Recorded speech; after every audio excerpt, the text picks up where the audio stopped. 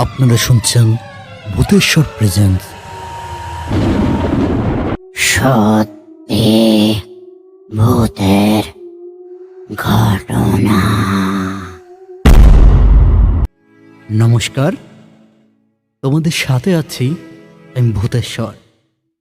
আশা করি সবাই ভালো আছো, আমিও ভালো আছি। আমরা কালো জাদু সম্পর্কে কম বেশি সবাই জানি, আর এটাও জানি কালো জাদু কতটা ভয়ঙ্কর হতে পারে। আজকের ঘটনাটা পাঠিয়েছে প্রত্যয় দত্ত। তার বোনের সাথে ঘটে যাওয়া এক ভয়ঙ্কর কালো জাদুর ঘটনা। তাহলে চলো আজ শুনে আসা যাক সত্যি ভূতের ঘটনার এপিসোড 23। তিনি যেভাবেই ঘটনাটা লিখে পাঠিয়েছে আমি সেভাবেই পড়ে শোনাচ্ছি।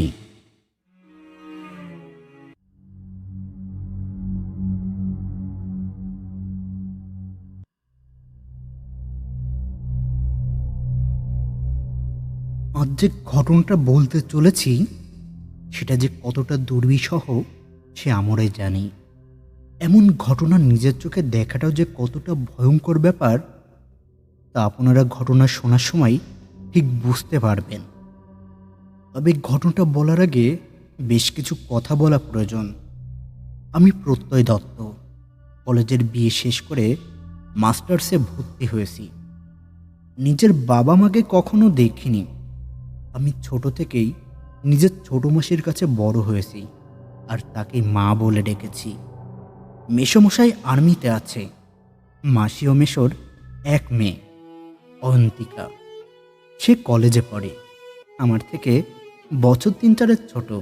ও দেখতে সুন্দরী, ফর্সা, কালো কালো চোখ, ঠিক যেন মা দুর্গা। তবে রূপে মা দুর্গা হলেও গুণে একেবারেই মা চণ্ডী। সবসময় আমার সাথে ঝগড়া করে, আমাকে মারে।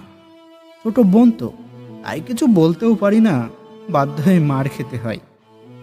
আর এইভাবেই দুই ভাই বোনের দুষ্টু মিষ্টি বদমাইশিতে আমাদের দিনগুলো ভালোই কাটছিল। একদিন সন্ধ্যার পর অয়ন্তিকা চাঁদ দেখতে ছাদে উঠেছিল।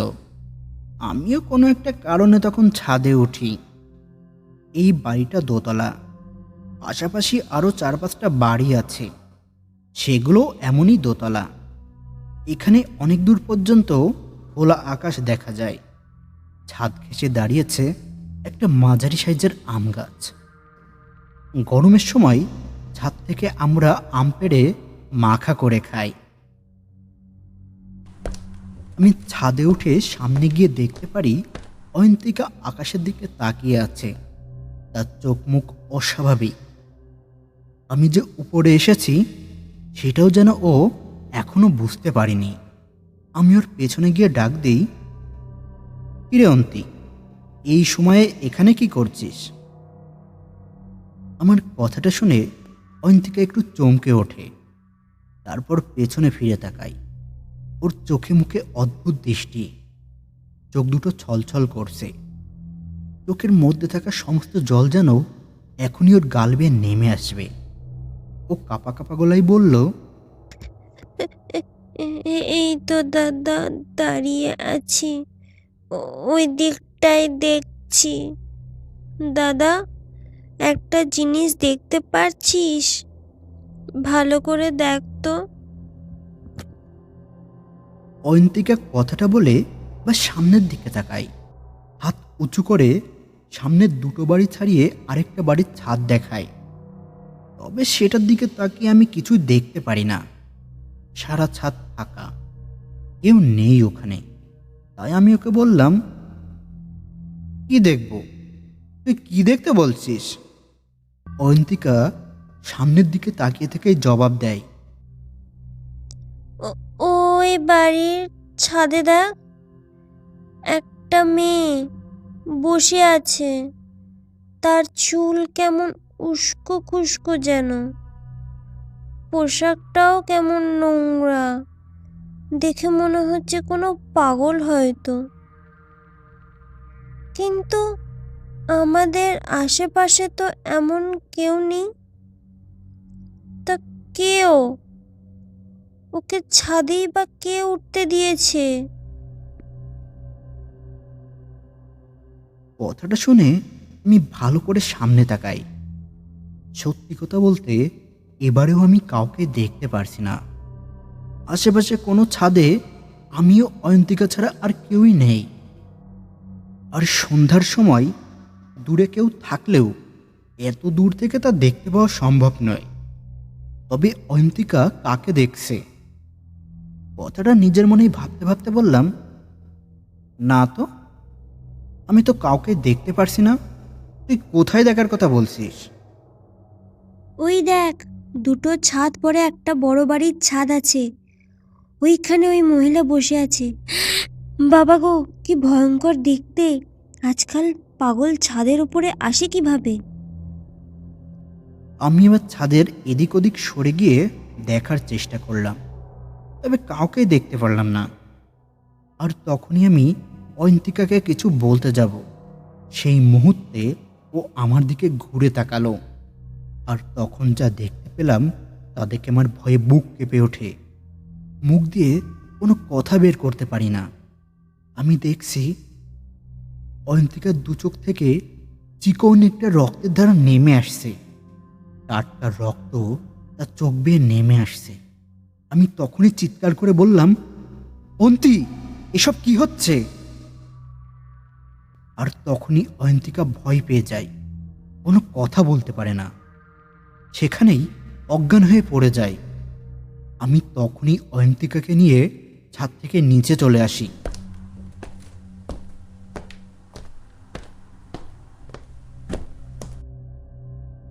হঠাৎ অয়ন্তিকার এমন অজ্ঞান হয়ে যাওয়া নিয়ে আমিও মাসি দুজনেই খুব চিন্তা করতে থাকি। ডাক্তারকে ফোন করতেই আধা ঘন্টার মধ্যে তিনি চলে আসেন। ওকে সব রকম চেক আপ করার পর ডাক্তার জানান ভয়ের কোনো কারণ নেই। আর অয়ন্তিকার চোখ থেকে রক্ত বের হওয়ার কারণ অন্য কিছু নয়, চোখে কি একটা পোকা পড়েছিল আর সেটাই চোখের কোণায় ছিদ্র করে দিয়েছে। আর তাই জন্যই এমনটা হলো। আস্তে আস্তে ঠিক হয়ে যাবে। ডাক্তারের কথা শুনে আমরা স্বস্তির নিঃশ্বাস ফেলি। সত্যি কথা বলতে আমরা খুবই ভয় পেয়ে গিয়েছিলাম। মাসি তো রীতিমতো কান্নাকাটি শুরু করে দিয়েছিল। কিন্তু এখন যখন ভয়ের কিছু নেই, তখন আর এসব না ভাবাই উত্তম। এরপর বেশ কিছুদিন চলে যায়।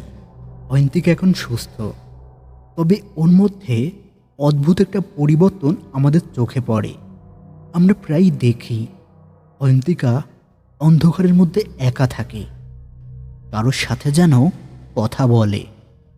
কিন্তু যখন জিজ্ঞাসা করি কার সাথে কথা বলছিস, তখন সে কোনো জবাব দিতে পারে না, হতভম্ব হয়ে বসে থাকে, যেন আমি যা বলছি তার কিছুই সে বুঝতে পারেনি।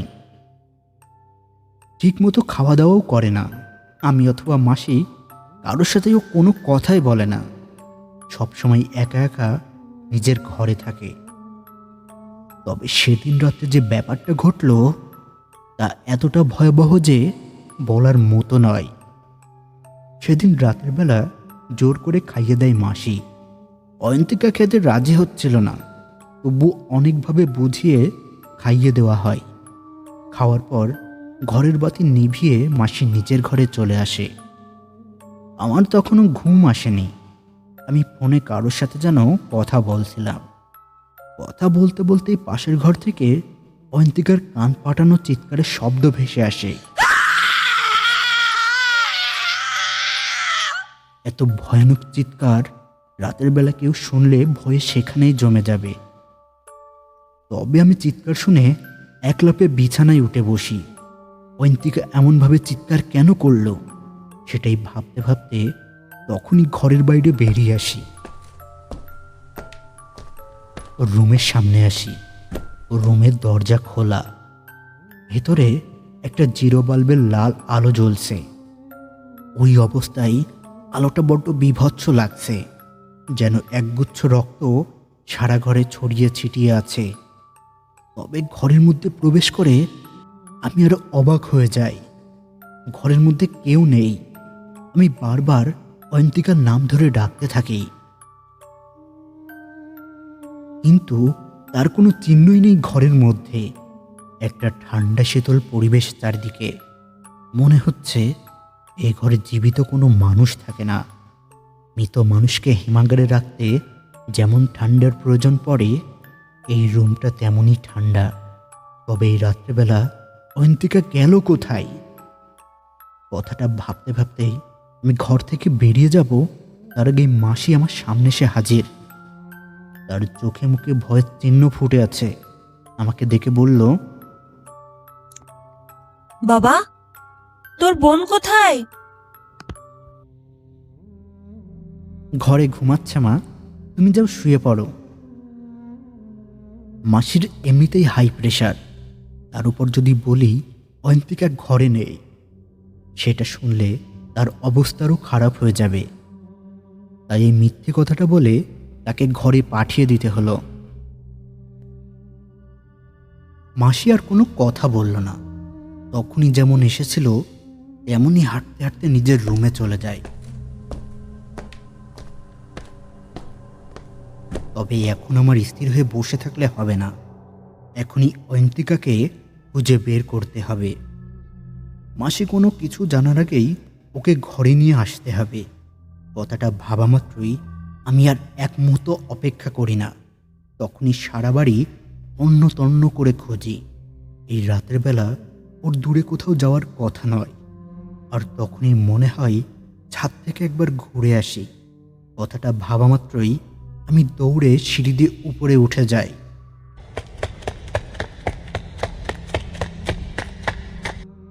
ছাদে আসতে যেন বুকটা কেঁপে ওঠে। মৃদু অন্ধকারের মধ্যেও স্পষ্ট দেখতে পারছি ছাদের একদম কিনারে একটা মেয়ে দাঁড়িয়ে আছে। মৃদুমন্দ ঠান্ডা বাতাসে তার খোলা চুলগুলো উড়ছে। একটা বোটকা গন্ধ নাক এসে লাগছে। বাতাসের শীতলতা যেন আমার শরীরকেও কাঁপিয়ে দিয়ে যাচ্ছে। তবে দূর থেকে মেয়েটার মুখ দেখা যাচ্ছে না। তবে তার পরনে আছে ঢিলে ঢালা পাজামা ও টপ। তার পোশাক বাতাসে ফরফর করে নড়ছে। তবে এই পোশাক দেখে আমার চিনতে একটুও অসুবিধা হয় না যে এটাই আমার বোন অয়ন্তিকা। তবে এত রাত্রে ও এখানে কি করছে? আর এই ঠান্ডায় এইভাবে দাঁড়িয়ে আছে কেন? কথাটা নিজের মনে ভাবতে ভাবতেই আমি ওকে ডাক দিই, অয়ন্তিকা, তুই এত রাত্রে এখানে কি করছিস? সামনে থেকে কোনো জবাব ভেসে আসে না। ও ঠাই দাঁড়িয়ে আছে। হাওয়ায় খোলা চুলগুলো উড়ছে। আর এটা দেখে একটা অদ্ভুত অস্বস্তি অনুভূতি যেন আমাকে জাপটে ধরেছে। মনে হচ্ছে আশেপাশে যা হচ্ছে তা ভালো কিছু হচ্ছে না। কথাটা ভাবতে ভাবতেই আমি সামনের দিকে এগিয়ে যাই। অয়ন্তিকার একদম কাছাকাছি এসে দাঁড়াই। আর তখনই চোখ যায় ওর কাঁধের কাছে। ওখানে ওর জামাটা ভেজা, কালো হয়ে আছে। ওর পাশে এসে বললাম, কি রে, তোর কি হয়েছে? কথা বলছিস না কেন? আর তোর কাঁধেই বা কি হয়েছে? আমার কথাটা শুনেই অয়ন্তিকা আমার দিকে তাকায়। ওর চোখে অদ্ভুত দৃষ্টি, মুখে একরাশ ভয়ের ছাপ ফুটে আছে। মুখ দিয়ে কোনো কথা বের করতে পারছে না যেন। তবুও কাঁপা কাঁপা গলায় অসংযতভাবে বলল,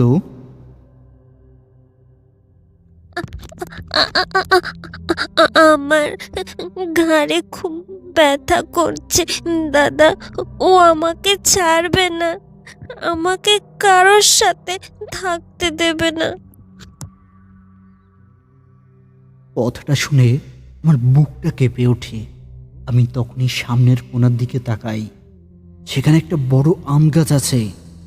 আর সেই আম গাছের ডালে একটা মেয়ে মানুষ বসে আছে। তার চুল উস্কো খুস্কো, পরনের কাপড় নোংরা, মাথার বড় বড় চুল মুখের সামনে ছড়িয়ে ছিটিয়ে আছে। তবে কে সে? আর এত রাত্রে গাছেই বা কি করছে? কথাটা ভাবতে ভাবতেই আমি অয়ন্তিকার কাঁধটা ভালো করে দেখি। আর যা দেখতে পাই তা যেন নিজের চোখে বিশ্বাস করাতে পারি না। আমি দেখি যে অয়ন্তিকার কাঁধে কেউ যেন নখ দিয়ে আঁচড়ে দিয়েছে, খুবলে মাংস তুলে নিয়েছে। আমি ভয়ত কণ্ঠে বলে উঠি, কিরে, এসব কি? কে তোকে এইভাবে আঁচড়ে দিয়েছে? আর তখনই অদ্ভুতভাবে অয়ন্তিকা বলে ওঠে, একটা একটা মেয়ে মানুষ, পাগলের মতো দেখতে, সেই আমাকে কারোর সাথে মিশতে দেয় না, কথা বলতেও দেয় না, কিছু বললে আমাকে আঁচড়ে দেয়, কামড়ে দেয়। কথাটা শুনে আমার বুকটা কেঁপে ওঠে। আমি তখনই সামনের কোণার দিকে তাকাই। সেখানে একটা বড় আম গাছ আছে, আর সেই আম গাছের ডালে একটা মেয়ে মানুষ বসে আছে। তার চুল উস্কো খুস্কো, পরনের কাপড় নোংরা, মাথার বড় বড় চুল মুখের সামনে ছড়িয়ে ছিটিয়ে আছে। তবে কে সে? আর এত রাত্রে গাছেই বা কি করছে? কথাটা ভাবতে ভাবতেই আমি অয়ন্তিকার কাজটা ভালো করে দেখি, আর যা দেখতে পাই তা যেন নিজের চোখে বিশ্বাস করাতে পারি না। আমি দেখি যে অয়ন্তিকার কাঁধে কেউ যেন নখ দিয়ে আঁচড়ে দিয়েছে, খুবলে মাংস তুলে নিয়েছে। আমি ভয়ত কণ্ঠে বলে উঠি, কিরে, এসব কি? কে তোকে এইভাবে আঁচড়ে দিয়েছে? আর তখনই অদ্ভুতভাবে অয়ন্তিকা বলে ওঠে, ওই মেয়েটাই আমাকে বিরক্ত করে দাদা, ওই ওই ও আমাকে মেরে ফেলবে, আমাকে মেরে ফেলবে। কথাটা শুনে ভয়ে আমার বুকটা কেঁপে ওঠে। আর তখনই আমি পাশের গাছের দিকে তাকাই, আর এখনো দেখতে পারছি সেই নারী মূর্তিটা এখনো গাছের ডালে বসে আছে। তার মুখ দেখা যাচ্ছে না, ভয়ঙ্কর শব্দ করে হাসছে। আর তখনই আমি অয়ন্তিকাকে জিজ্ঞাসা করি, ওই গাছের ডালে বসে আছে ওইটাকে? আর তখনই অয়ন্তিকা ভয় পেয়ে যায়, ভয়ে পিছিয়ে গিয়ে বলল, ওই মেয়েটাই আমাকে বিরক্ত করে দাদা, ওই ওই ও আমাকে মেরে ফেলবে, আমাকে মেরে ফেলবে। কথাটা বলতে বলতেই ও দৌড়ে নিচে নেমে যায়। আর আমি তখনই গাছের দিকে তাকাই, সে গাছে আর কিছুই নেই। তবে আমি একটা ব্যাপার তখনও বুঝতে পারিনি, অয়ন্তিকার সাথে আরেকটা মেয়ে আছে, তা আমি তো জানি না। ওর উপস্থিতি তো আমি বা মাসি কেউই পায়নি। একটা মানুষ নিঃশব্দে কিভাবে থাকতে পারে, আর এত তাড়াতাড়ি গাছ থেকে নেমে কোথায় বা যেতে পারে? কথাটা ভাবতে ভাবতেই আমি নিচে নেমে আসি। ওই মেয়েটা কে, আর সে অয়ন্তিকার কাছে কি করছে? সবটাই জানতে হবে, না হলে পুলিশে খবর দিতে হবে। কথাটা ভাবতে ভাবতেই আমি নিচে চলে আসি। অয়ন্তিকার রুমে এসে দেখি ও গায়ে কম্বল জড়িয়ে শুয়ে আছে। আমি ওকে বললাম, কি রে, কি হলো? ওই মেয়েটা গেল কোথায়? অয়ন্তিকা ঘুম জড়ানো গলায় বলল, ওকে সব সময় পাওয়া যায় না, ও যে মানুষ না, ও হলো। কথাটা বলতে গিয়েও চুপ করে গেল অয়ন্তিকা। আমি ওর কথা শুনে অবাক হয়ে যাই। ওই মেয়েটা মানুষ না, তাহলে কি ভূত? না না, এ হতে পারে না। কথাটা নিজের মনেই ভাবতে ভাবতে বললাম, এইসব কি বলছিস তুই? ও মানুষ না, তাহলে কি? বল আমাকে। আমি কিছু বলতে পারছি না দাদা, প্লিজ আমাকে একা ছেড়ে দে, আমার খুব ঘুম পাচ্ছে। কথাটা বলেই অয়ন্তিকা কম্বল দিয়ে তার মাথা ঢেকে নেয়। আমি হতভম্ব হয়ে বেশ কিছুক্ষণ বসে থাকি আর ভাবতে থাকি, ওটা কি সত্যি ভূত? কিন্তু অয়ন্তিকার কাছে কি করছে, আর ওইভাবে আশ্রয় দিয়েছে কেন? কথাটা ভাবতে ভাবতেই আমি অয়ন্তিকার রুম থেকে বাইরে বেরিয়ে আসি। বাইরে এসে কখন যে নিজের রুমে আসি আমার খেয়াল নেই। আর যখন খেয়াল হয় তখন ঘড়িতে ভোর 5টা বাজে। সারা রাত আর ঘুম হয়নি। উল্টোপাল্টা ভাবনা মনের মধ্যে চলতে থাকে। তবে ওই দিনের পর থেকে অয়ন্তিকার অবস্থা কেমন জানি পাগলের মতো হয়ে যায়। কারণে অকারণে চিৎকার করে। কখনো আবার রাতের বেলা উঠে কাঁদতে বসে যায়। আমরা যখন ওর কাছে যাই, জিজ্ঞাসা করি কাঁদছিস কেন, তখন ও কোনো জবাব দিতে পারে না, যেন ও কিছুই জানে না। নাওয়া খাওয়া সব বাদ দিয়ে একা একাই ঘরে বন্দি হয়ে থাকে। অয়ন্তিকার এমন অবস্থা দেখে মাসিও আমার অবস্থা খুব খারাপ হয়ে যায়। ওর জন্য চিন্তা করতে করতে আমাদেরও ঠিকমতো খাওয়া দাওয়া হয় না। এমন অবস্থা হওয়ার কারণ কি তা আমরা কিছুই বুঝতে পারছি না। এর মধ্যে ডাক্তার কবিরাজ দেখিয়েছি, কিন্তু তারা কিছুই করতে পারেনি, আর বুঝতেও পারিনি ওর সাথে কি ঘটছে। তাই আমরা ওর এই অবস্থা দু চোখে দেখা ছাড়া আর কোনো কিছুই করতে পারিনি। আমাদের সারাদিন রাত নানাবিধ ভয়ে কেটে যেতে থাকে, আর এইভাবেই বেশ কিছুদিন চলে যায়। অয়ন্তিকা এখন আর আমাদের সাথে কথা বলে না। সারাদিন ঘরের দরজা বন্ধ করে ঘরে থাকে। বাড়িতে কোনো পূজা আর্চা হয় না। পুজো করতে গেলে অয়ন্তিকা এসে সব কিছু নষ্ট করে দেয়। ওর শরীরও অর্ধেক হয়ে গিয়েছে। চোখ দুটো রক্তে জবার মতো লাল। আমাদের সাথে কথাও বলে না। সবসময় অন্ধকারে কারোর সাথে অদ্ভুত কোনো ভাষায় কথা বলে। একদিন রাতের বেলা আমিও মাসি খাবার খেতে বসেছি। মাসি খেতে খেতে অয়ন্তিকার জন্য কাঁদছে। ওর এই অবস্থা থেকে কিভাবে মুক্তি হবে তাই বলছে। আমিও তাকে সান্ত্বনা দেওয়ার চেষ্টা করছি। আর ঠিক এমন সময় অয়ন্তিকার ঘরের মধ্য থেকে চিৎকারের শব্দ ভেসে আসে। শব্দটা এত জোরালো যে আমরা লাফ দিয়ে উঠি। তখনই এক দৌড়ে অয়ন্তিকার ঘরে ঢুকি। আর ঘরে ঢুকেই যা দেখতে পারি তা দেখে আমাদের দুজনের ভয়ে বুক কেঁপে ওঠে, গলা শুকিয়ে যায়। আমরা দেখতে পারি অয়ন্তিকা তার বিছানায় শুয়ে আছে, কিন্তু তার শরীর হাওয়ায় ভাসছে। সমুদ্রের জলের উপর কেউ ভেসে থাকলে যেমন দেখায়, এখানেও ঠিক তেমনই দেখাচ্ছে। আর তখনই ও শব্দ করে হেসে ওঠে। ঘাড় ঘুরিয়ে আমাদের দিকে তাকায়। ওর চোখ দেখে ভয়ে কলিজা শুকিয়ে যায়। ওর চোখ রক্তের মতো লাল, মুখ দিয়ে লালা রস গড়িয়ে পড়ছে, আর অদ্ভুতভাবে হাসছে। এটা দেখে আমরা দুজনেই সামনে এগিয়ে গিয়ে অয়ন্তিকাকে জাপটে ধরি, ওকে নিচে শোয়ানোর চেষ্টা করি, কিন্তু ওর শরীরে তখন অমানসিক শক্তি। আমরা দুজন যেন কোনোভাবেই পেরে উঠছি না। তবুও অনেক কষ্টে আমরা অয়ন্তিকাকে সামলাই।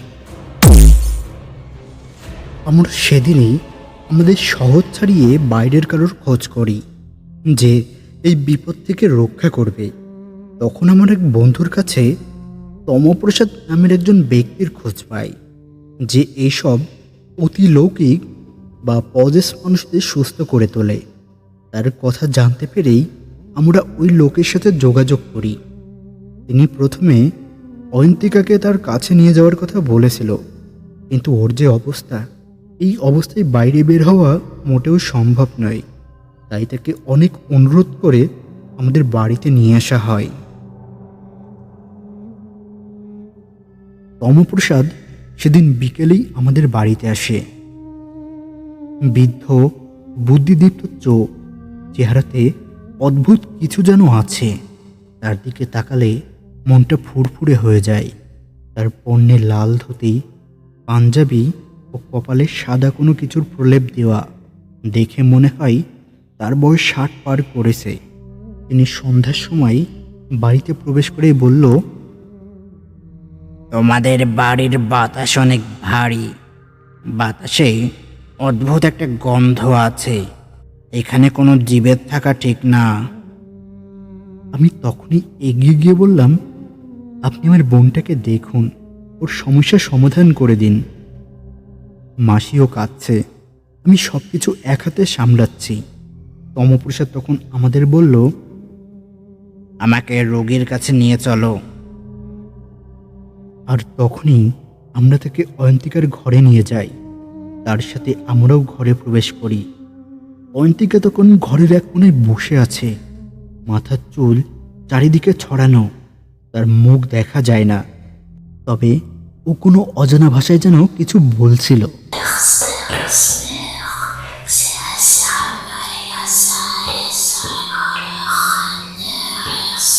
তমপ্রসাদ অয়ন্তিকাকে ভালো করে দেখে, ঘরের চারপাশে দেখে নিয়ে বলল, বাইরে চলো, তোমাদের সাথে কিছু কথা আছে যা বলা অত্যন্ত প্রয়োজন। তখনই আমরা বাইরে বেরিয়ে আসি।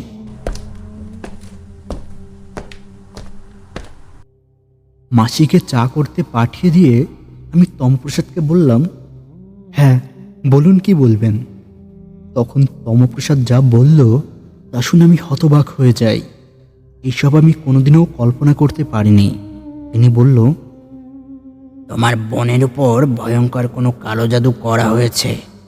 কোনো অশরীরীকে পাঠানো হয়েছে তোমার বোনের সর্বনাশ করতে, আর সে অনেকাংশে সফলও হয়েছে। তবে এটা যদি এখন না থামানো হয় তবে ওকে বাঁচানো যাবে না।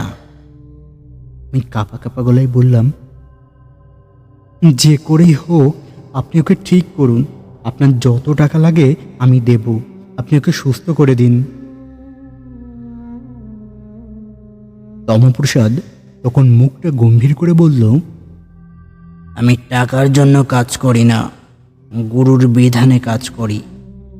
তিনি বলেছিলেন সাধারণ মানুষের সাহায্য করতে, আমি তাই করি, আর এবারও করব। তবে আমার কিছু জিনিসপত্রের প্রয়োজন, সেগুলোকে সংগ্রহ করে দিলেই হবে। হ্যাঁ হ্যাঁ বলুন আপনার কি লাগবে। তুমি প্রথমেই একটা বড় আয়না নিয়ে আসবে, সাথে কিছু মোমবাতি, একটা বড় হাতুড়ি, মধু, হলুদ আর গঙ্গার জল। বাকিটা আমার কাছেই আছে। তখনই আমি বেরিয়ে যাই, আর তমপ্রসাদের কথা মতো সমস্ত জিনিসপত্রগুলো বাজার থেকে কিনে নিয়ে আসি। মনের মধ্যে কেমন জানি একটা অনুভূতি হচ্ছে, সব ঠিক হবে তো? আমার বোনটিকে আগের মতো কাছে পাবো? জানি না, কিছুই জানি না। তবে যে কালো জাদু করেছে তাকে একবার পেলে আমি সত্যি খুন করব। রাত 11টার পর তমপ্রসাদ তার ক্রিয়া শুরু করে। তিনি একটা ফাঁকা রুম নিয়েছে। রুমের মধ্যে হলুদ সিঁদুর গুলিয়ে অদ্ভুত একটা চিহ্ন অঙ্কন করেছে। চিহ্নটা একটা বৃত্তের মতো, আর বৃত্তের মধ্যে 3 কোণা ত্রিভুজ, আর তারই সামনে রাখা আছে আয়নাটা। বড় হাতুড়িটা তার পাশেই। তিনি সামনে একটা আগুন জ্বালিয়ে তার সামনে বসে মন্ত্রপাঠ করছে।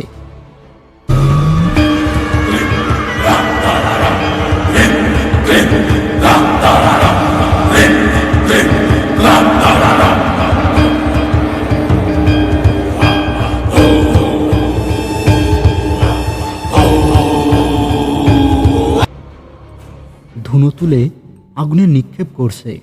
সাথে সাথেই আগুন দপ করে জ্বলে উঠল। বেশ কিছুক্ষণ এই ক্রিয়া চলার পর তমপ্রসাদ বলল, এবার তোমার বোনকে নিয়ে এসো। তার কথা মতো আমি অয়ন্তিকাকে নিয়ে আসি। মাসি অন্য রুমে আছে। তমপ্রসাদ তাকে এখানে আসতে বারণ করেছে। অয়ন্তিকাকে ভেতরে আনতেই তমপ্রসাদ ওকে আয়নার সামনে বসায়। ওর গায়ে গঙ্গা জল দিতেই যেন অনেকটা স্বাভাবিক হয়ে যায়। আর তখন তিনি বলল, এই আয়নার সামনে যখন তোমার প্রতিমূর্তির পরিবর্তে ভয়ঙ্কর কোনো কিছুর মুখ ভেসে উঠবে, তখনই তুমি এই হাতুড়িটা দিয়ে আয়নাটাকে ভেঙে ফেলবে। তমপ্রসাদের কথাই মাথা নাড়িয়ে হ্যাবদক সম্মতি জানায় অয়ন্তিকা, আর আমি তাদের পেছনেই দাঁড়িয়ে থাকি। তখন তমপ্রসাদ আর কোনো বাক্যবায়ী না করে ঘরের বাতি নিভিয়ে দিয়ে মোমবাতি জ্বালিয়ে মন্ত্রপাঠ করতে শুরু করে। মন্ত্রপাঠের মৃদু শব্দে চারপাশে অদ্ভুত তরঙ্গ সৃষ্টি হয়েছে, যা শুনে মনের মধ্যে অদ্ভুত আলোড়নের সৃষ্টি হয়, মনটা পবিত্র হয়। এদিকে অয়ন্তিকা আয়নার সামনে বসে আছে, একদৃষ্টে দেখছে আয়নার উপর ফুটে থাকা তার প্রতিবিম্বের কোনো পরিবর্তন হচ্ছে কিনা। ডান হাতে আছে তার একটা শক্ত হাতুড়ি। এইভাবে উপরে মিনিট 10 বসে থাকে। তারপর হঠাৎ করেই ঘটে সেই ভয়ঙ্কর দৃশ্য। আয়নার উপর অয়ন্তিকার প্রতিবিম্বের পরিবর্তে এক ভয়ঙ্কর নারীমূর্তির চিত্র ফুটে ওঠে। তার ভয়ঙ্কর লাল লাল চোখ, মুখে অসংখ্য কাটাছেঁড়া দাগ, বড় বড় দাঁত বাইরে বেরিয়ে আছে। তাকে দেখলে যেন বুক কেঁপে ওঠে। আর তখনই পেছন থেকে অতুল প্রসাদ বলে উঠল, এবার আঘাত করো। কথাটা শোনা মাত্র অয়ন্তিকা আর এক মুহূর্ত সময় নষ্ট করে না। তখনই তার হাতের হাতুড়ি দিয়ে আয়নার উপরে আঘাত করে। কিন্তু এত জোরে আঘাত করা সত্ত্বেও সামান্য কাচের আয়না ভাঙে না। আয়না যেন লোহায় রূপান্তরিত হয়েছে। আর তখনই আয়নার ভেতরে থাকা বিভৎস ওই নারীমূর্তি আয়নার ভেতর থেকে বাইরে বেরিয়ে আসতে থাকে। সে যেন বাইরে বেরিয়ে এসে অয়ন্তিকার গলায় টুটি চেপে ধরবে। কিন্তু জানি না তখন আমার কি হলো। আমি এক লাফ দিয়ে এগিয়ে গেলাম অয়ন্তিকার কাছে। আর তখন এই হাতুড়িটা নিজের হাতে তুলে নিয়ে এক বাড়িতে ওই কাচের আয়নাটা ভেঙে ফেলি। আর তখনই একটা চিৎকারের শব্দ হয়ে সবকিছু শান্ত হয়ে যায়।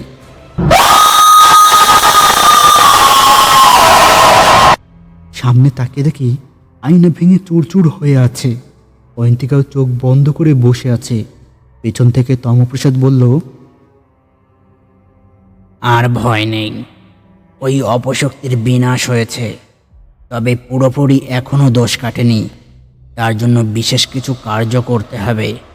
তার আগে কিছু জিনিস এই বাড়ির আশেপাশে পোতা আছে, সেটা খুঁজতে হবে। আমার সাথে চলো।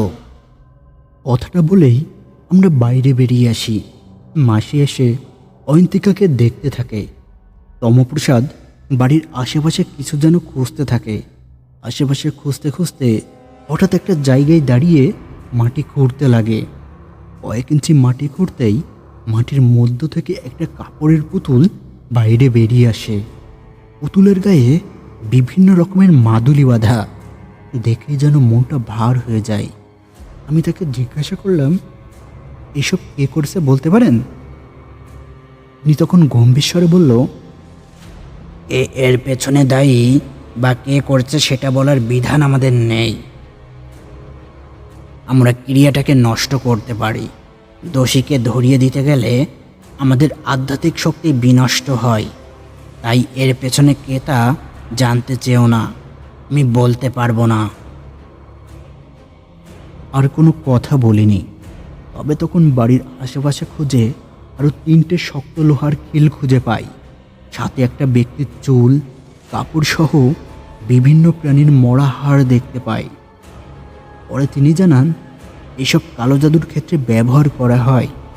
আর অয়ন্তিকাকে ক্ষতি ওর কাছের কেউই করেছে, কিন্তু সে যে কে তা জানা যায়নি। এরপর অয়ন্তিকা আস্তে আস্তে ঠিক হয়ে যায়। তমপ্রসাদ ওকে মাদুলি করে দেয়। আর যদি কখনো অদ্ভুত কোনো কিছু অনুভব হয় তখনই তার সাথে দেখা করতে বলে। আর এই ছিল ঘটনা। যদিও ঘটনাটা শুনে অবিশ্বাস্য মনে হতে পারে, তবে ঘটনাটা সত্যিই ঘটেছে। কালো জাদুদের কতটা ভয়ঙ্কর তা আপনারা সবাই কম বেশি জানেন। আর আমিও নিজের চোখে তা প্রত্যক্ষ করে নিয়েছি। তো সবাই ভালো থাকুন, সুস্থ থাকুন। শুভরাত্রি। আজকের ঘটনাটা এ পর্যন্তই। তবে ঘটনা যদি ভালো লেগে থাকে তাহলে অবশ্যই চ্যানেলটাকে সাবস্ক্রাইব করে দিও। আর প্রতি সপ্তাহে এমন নিত্য নতুন ঘটনা ও গল্প নিয়ে তোমাদের কাছে হাজির হব। ততক্ষণ সবাই ভালো থেকো, সুস্থ থেকো। শুভরাত্রি।